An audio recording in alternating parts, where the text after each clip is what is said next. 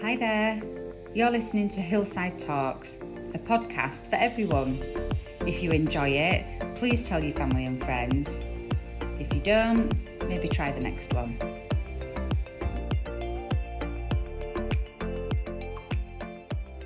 Hi everybody, welcome back to Hillside Talks, our podcast. And this week I'm really excited to welcome Imogen from Ropergate Dental Care. We've got a lot of work to do, I feel, about dental care and hygiene and promoting the importance of good dental care and dental hygiene, particularly amongst the early years age group. So that's why you're here to talk to us today. So welcome. Thank you. And if you'd like to just tell us a little bit about your role within the practice and what you do, and then we'll explore all things dental. Of course, yeah. So I'm a dental nurse. I've been doing that for just shy of 6 years now. So my main job is sort of supporting the patient on their journey into the practice, setting up for procedures, making sure they're comfortable, as well as assisting the dentist in their role. And then alongside that, I'm an oral health educator. So means I can do this, go into community, nurseries, schools, homeless shelters, you name it, and just sort of promote good education about oral health. And really the side of it is to push prevention, because it's so much better than a cure, really. Right, of course. Yeah. So you're coming into our settings, Hillside Childcare. We're really excited to have you there. What kind of things will you be doing when you come in and you meet with our little people and our staff?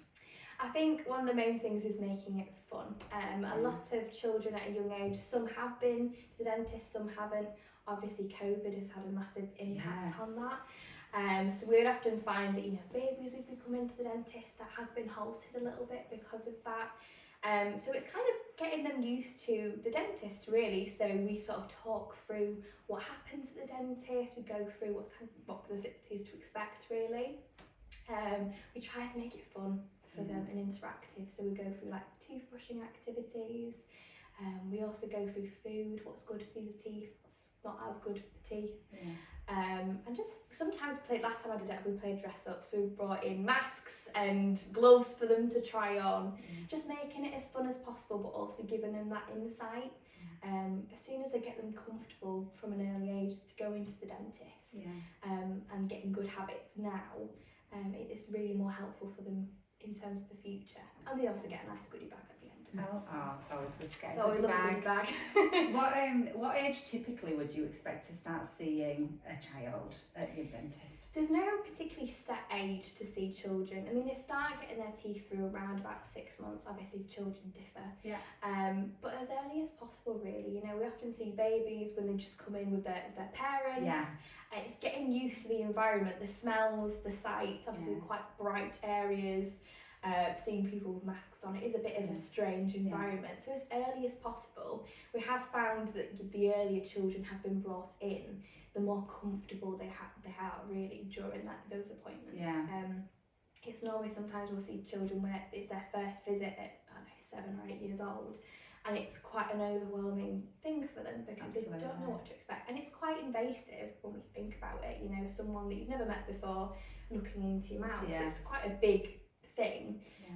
So really sort of 6 months on, even earlier than that, even if they don't have teeth, just getting the advice from the clinician about the best way forward, how to look after their teeth when they come through, is really valuable.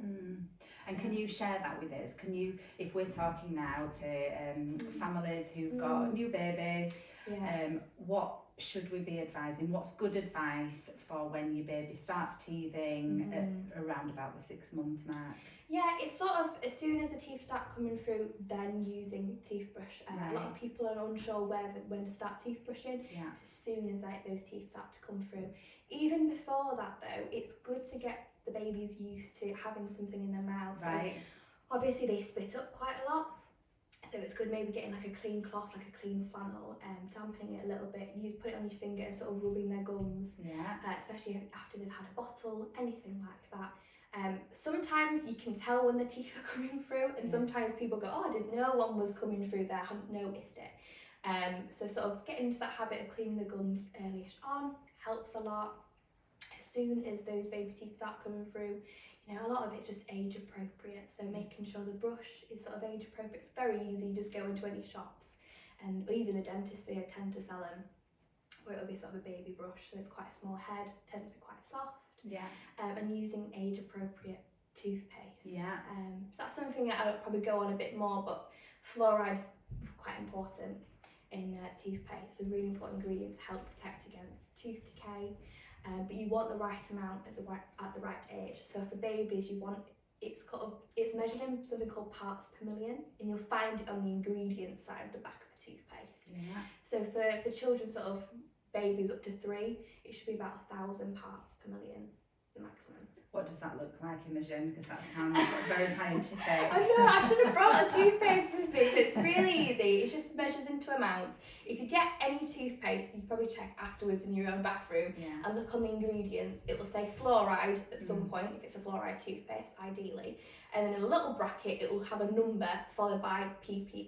Right, and so it's just learning now. So it's really important. So we normally say, so from 0 to 3, we'll say it's about 1,000 parts per million. So we'll just say 1,000 ppm on your ingredients. From 3 to 6, it's quite vague. They say more than 1,000. And then 6 onwards, including us, it's 1,350 to 1,500 parts per million.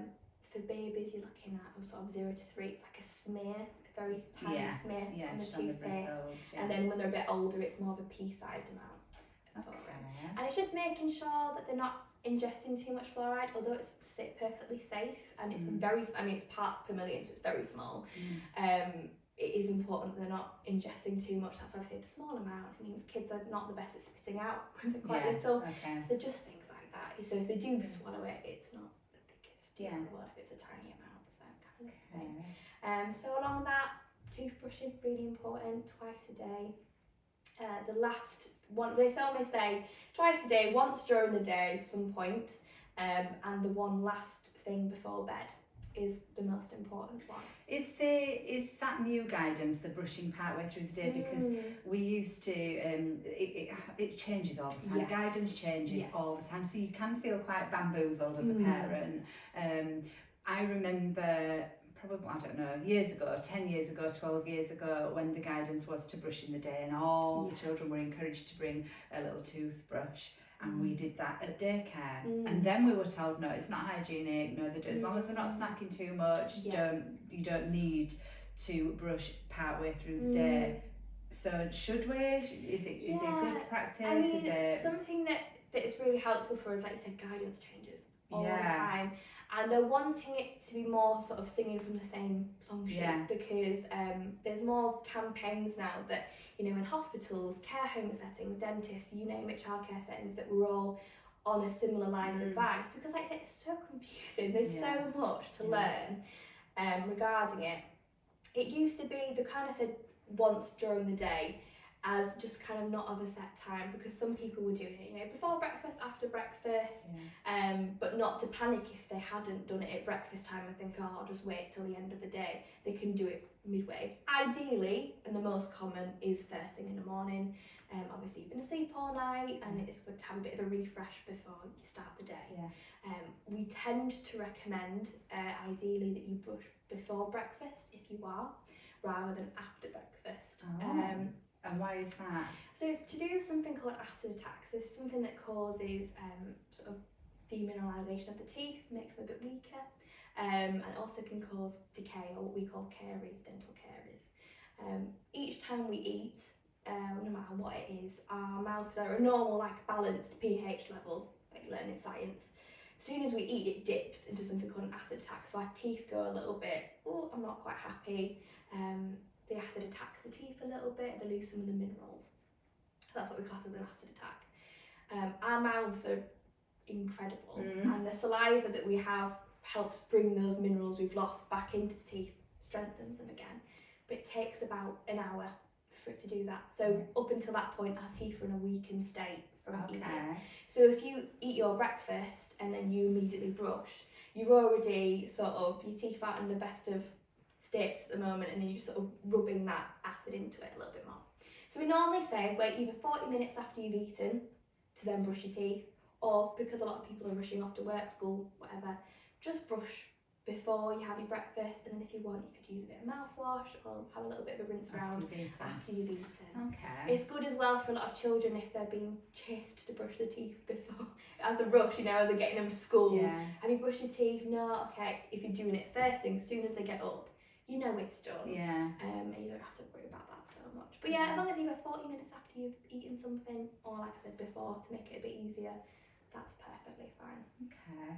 And what leads to dental health problems? What might typically lead? I mean, we all know about eating sugar and eating, you know, having a good diet and things like that, but what might lead to, what can we do to help our little ones to ensure that they have the best chance with their teeth? Yeah, I think it's a big thing with regards to sugar. A lot of people think it should be like no sugar whatsoever, but that is impossible because sugar is in everything. It's more of the frequency of sugar than the amount. It's almost better if I was to have a bag of sweets right now to myself than if I was to be picking at it throughout the day. It's limiting the amount of acid attacks. So every time we eat, we get an acid attack, which is why the guidance stays less snacking. Yes, exactly.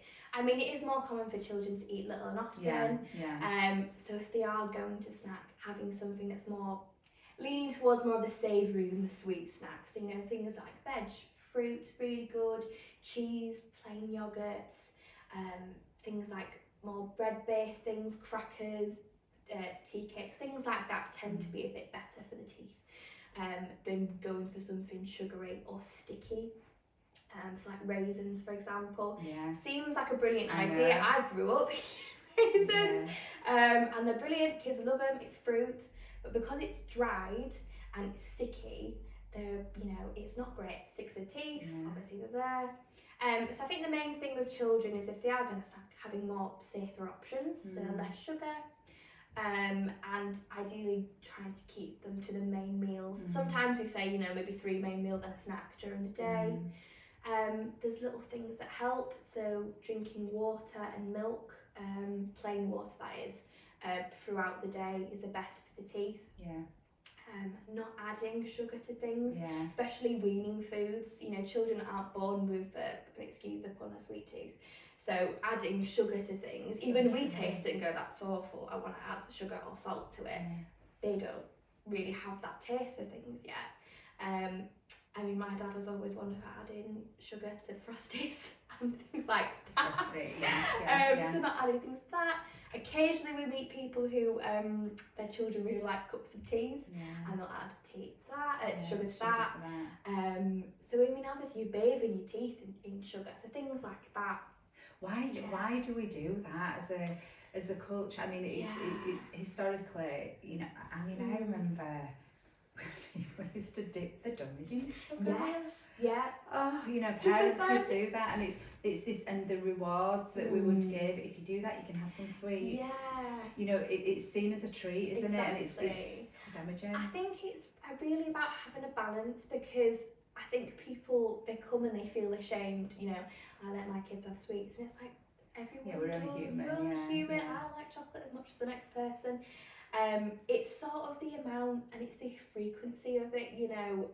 Certain children aren't buying the things themselves, so we get a lot of people go, oh, they're always in the sweet cupboard. It's like, well, you move it out the way so they don't know where it is, especially when they get to that age where they're old enough to get things for themselves. But it's not having this sort of being ashamed about giving kids sweets. It's just knowing the best times to do it.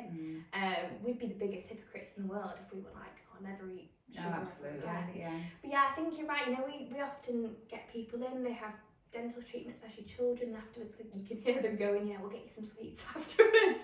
And you're like, oh, maybe a magazine or a toy might be quite good. But yeah, you're right. I think it is just a reward system. It's something nice. I mean, at the end of a day for us, sometimes I'd just love to go and have a, you know, glass of pop or whatever it may be, a nice bar of chocolate. Helps you get through the day. Same with the children, it is like a, you know, do something. So maybe just kind of finding something else that works. It's often a lot more affordable as well than a toy or whatever else. So yeah, I don't think many children would be like, oh, let me get a bag of carrot sticks as a reward at the end of it. Not the same. They're not the same. But yeah, I think it's really important. I said this to a nursery that I went to recently, we had a discussion with the parents of the children that were there. And I said, you know, there's guidance and it's brilliant and it's based on studies and research and all this, but there's also reality. And, you know, I can sit here all day and go, the children should be doing this, and the parents should be doing that.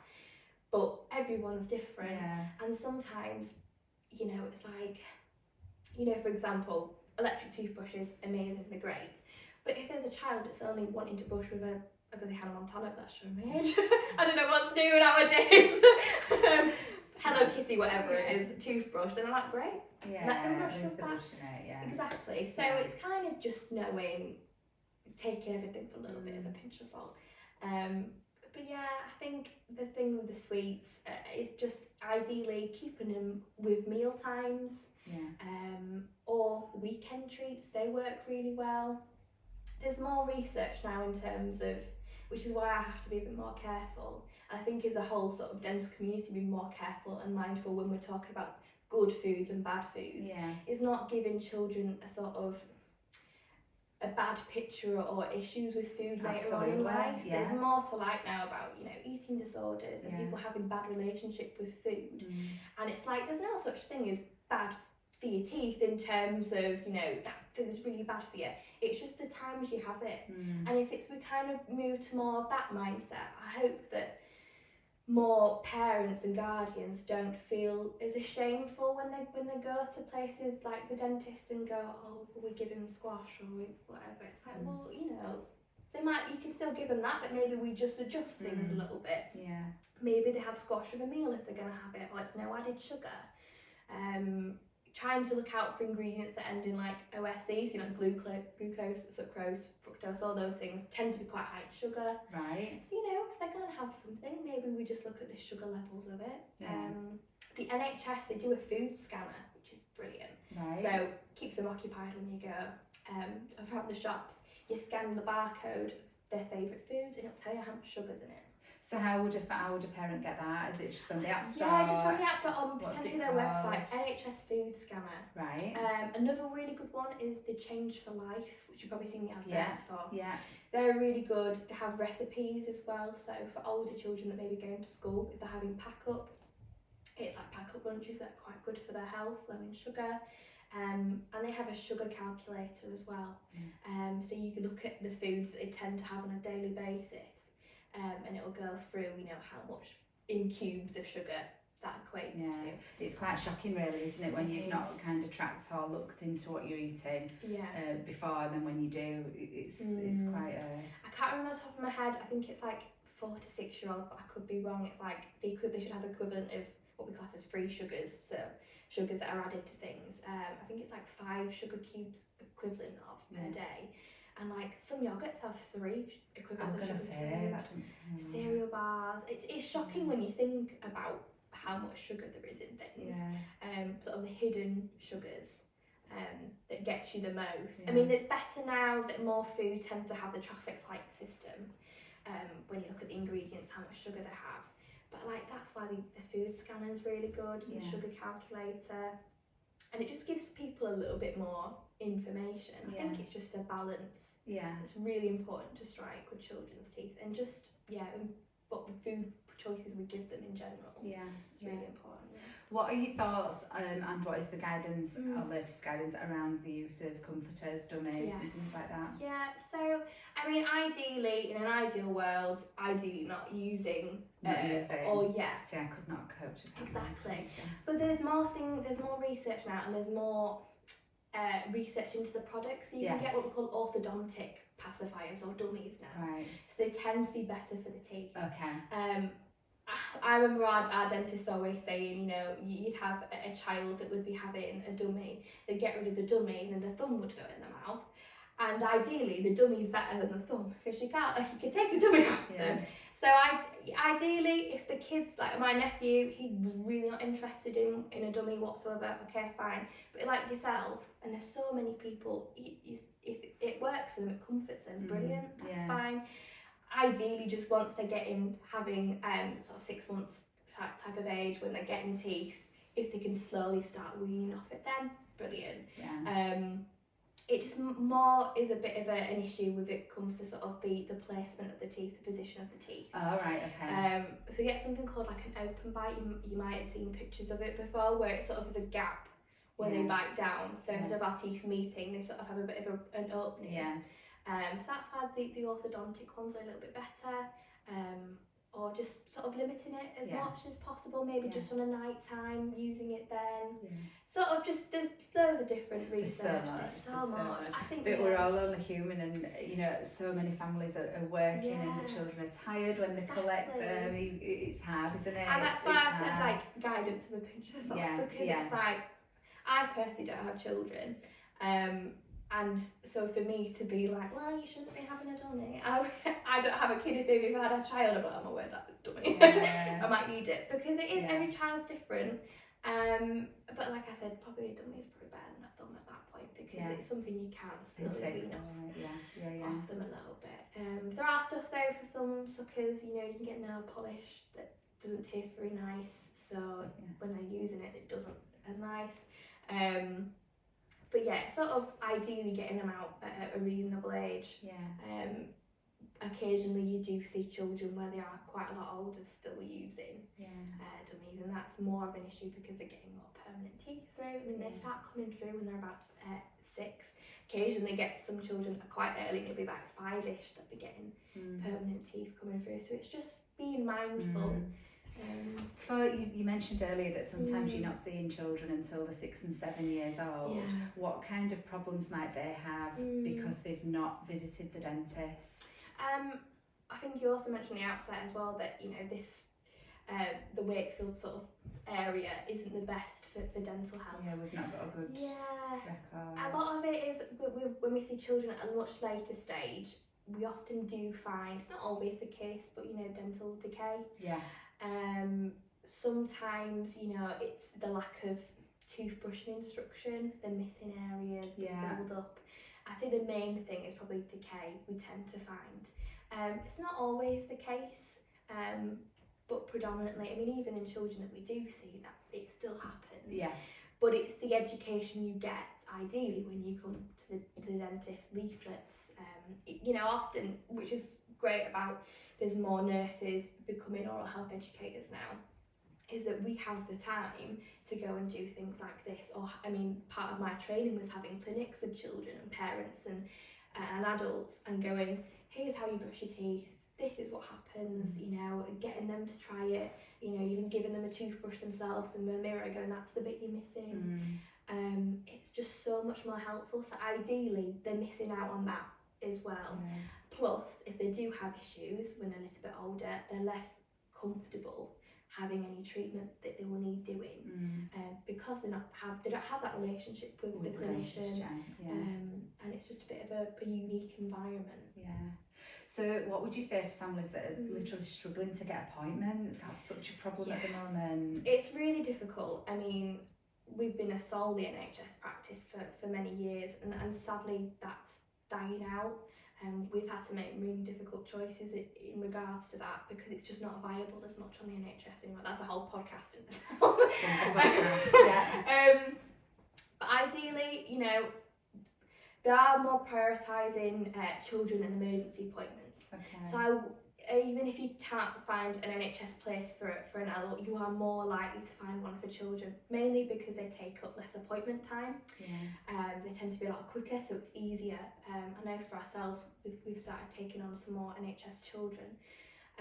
There are community centres. They are more based on children with additional needs, or people and children who maybe are, if they've not been able to have like local anaesthetic in the practice, or they've not been compliant, they tend to go to community. I think it's well worth acknowledging there's the 111 system for adults and children, like if there is any immediate dental emergencies, ringing round dentists, they do tend to have children places. Ideally, I mean, it might depend on the needs of the child, it's normally every 6 months that they go to the dentist. But if you are really struggling to get a place, know that there will always be emergency appointments. So if there are any concerns, anything you're worried about, there will be that.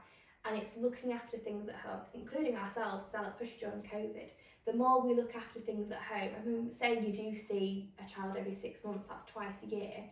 The other like 362 days or whatever of the year, you're at home looking after your teeth. So it's what you really do at home that will make a difference. So even if sadly there is a delay in getting to see a dentist, by the time you're there, unless it's something completely avoidable, things are okay, things are going all right. So, you know, regular toothbrushing, limiting the amount of snacks, little changes, so, you know, like remembering to change your toothbrush head to make it a bit more effective. How often are you said to do that? It's normally about every 3 months, or if you've been poorly. So yeah, if you've had the flu, sort of switching it up then. And things like spitting but not rinsing after you've had you brush your teeth. Like I mentioned before, fluoride is a really important ingredient in toothpaste.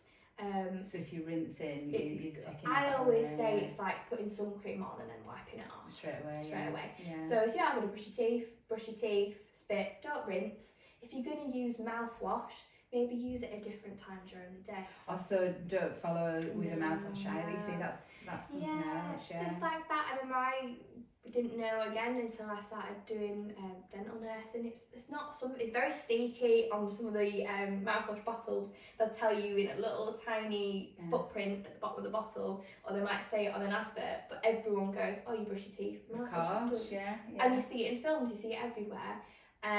But now ideally it's because it's got a much less amount of fluoride in it, so it's kind of a good adjunct to toothbrushing. But maybe like say you've had your lunch, you want a bit of a freshen up, or you like we said after breakfast or whatever, you got home from work, school, whatever, using it then. Yeah, it's little stuff like that makes all the difference. But we don't.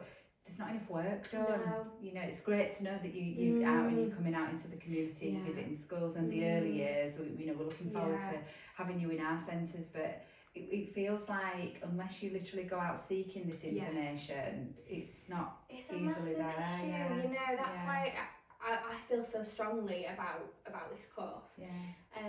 Because, you know, I've seen 2-year-olds have what we call full clearance. All their baby teeth have had to be removed because of decay.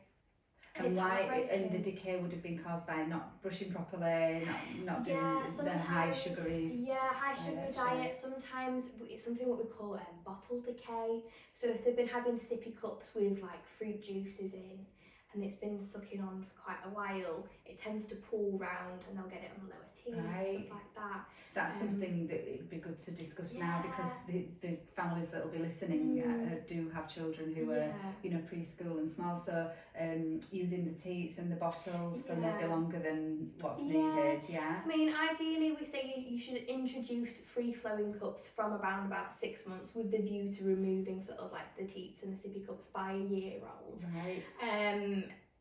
Again, easier said than done with different children and their development. Ideally when they start sitting up and you can start snatching, grabbing things, it's a little bit easier.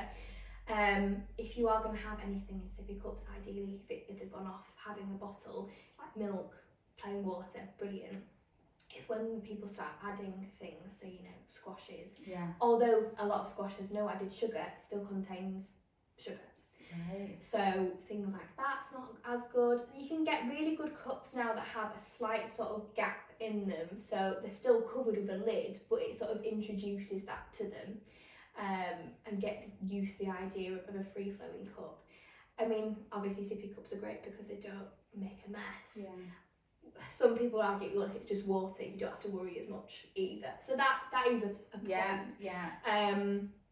And it's mainly because sippy cups, they weren't, I mean, there have been, again, advances in it, but originally they were designed by a dad who just wanted to keep his carpet clean. They weren't designed by, you know, people who were in the speech development, you know, part of their career, or whatever, thing like that. So it can cause problems with the tongue positioning. It brings the tongue a little bit too far forward. Because it's that action of the sucking, it causes problems in the muscles. So sometimes there's speech development problems. Occasionally the teeth will come too far forward on the lowers as well. So it's just knowing stuff like that. So just trying to get used to it, you know, introducing it more often and not trying to get different cups. what works best for you. I mean, there's so many forums now where people have tried and tested many different products. There's so much more around now than there was a couple of years ago. So yeah, ideally by the time they're a year old, just sort of keeping them on something that's free flowing is a lot better. And if they are having a bottle, occasionally we've known a lot of children that will go to bed with a bottle and they'll still have it in their mouth. It's not as great. And yeah, adding things to it is not brilliant. So occasionally you'll see people again putting tea in there, juice, whatever it may be. And that's where, because it's pooling and it's for such a long time, especially if they're going to sleep with it, all that time it's in there. It's not great for the teeth. So yeah, just things like that really. Yeah, that's really helpful. I've learned so much just sitting listening. So I'm sure that everybody else who listens, where could we find you? Where would we find you on social media? What are you, if somebody wanted to look up the work that you do? Exactly, so obviously we're at Ropergate Dental Care, so in the centre of Pontefract is where we're based. Our principal dentist, he does have other dental practices in York, so around that surrounding area. We have a website and we also have social media. It's just Ropergate Dental Care. We're on Instagram, Facebook. There's a lot more that we're doing in terms of the social media side of things, so hopefully there'll be more development into contacting us, and we are available for nursery visits as well as school visits, whatever it may be, to be there to provide that advice. And hopefully, you know, the idea is that at some point, especially moving towards the changes we're having in the dentistry industry, that's hard to say, there will be more time in appointments to discuss children's oral health. But yeah, hopefully we'll see what happens in terms of governments and everything.